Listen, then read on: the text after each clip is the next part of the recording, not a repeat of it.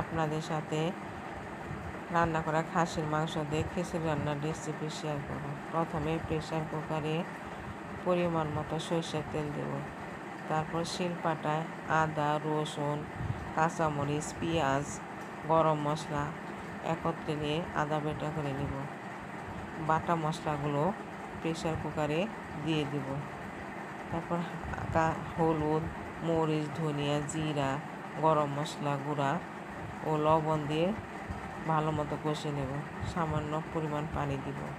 তেল উঠে আসলে চালগুলো দিয়ে ভালো মতো কষিয়ে নেব।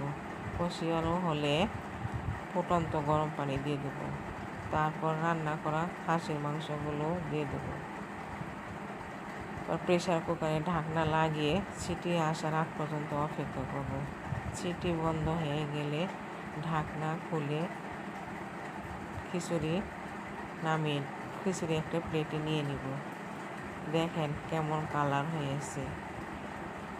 এই রেসিপিটা যদি আপনাদের ভালো লাগে তাহলে লাইক, কমেন্ট ও শেয়ার দিবেন, সাবস্ক্রাইব করবেন,